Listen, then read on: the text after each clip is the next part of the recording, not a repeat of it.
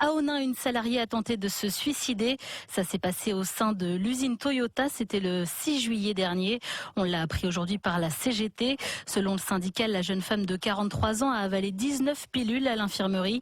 Elle a passé 2 jours aux urgences de Valenciennes. Aujourd'hui, elle va mieux. Un passage à l'acte qui serait dû aux pressions quotidiennes de sa hiérarchie. Le lendemain de sa tentative, elle a reçu une lettre de convocation de mise à pied en vue d'un licenciement intolérable pour Éric Pecker, le responsable de la CGT.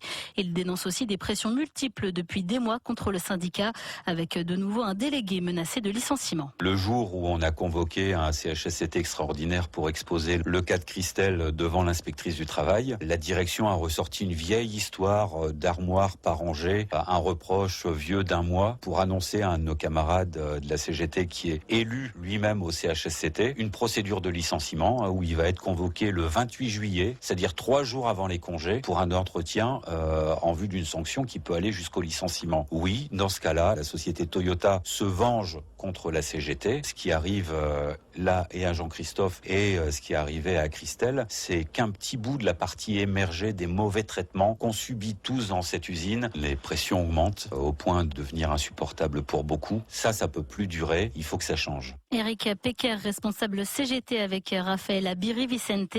La direction de Toyota refuse de s'exprimer sur la tentative de suicide de sa salariée, expliquant que c'est une question privée. Les faits se sont passés à l'infirmerie, c'est donc protégé par le secret médical. Toyota refuse également de confirmer la procédure de licenciement.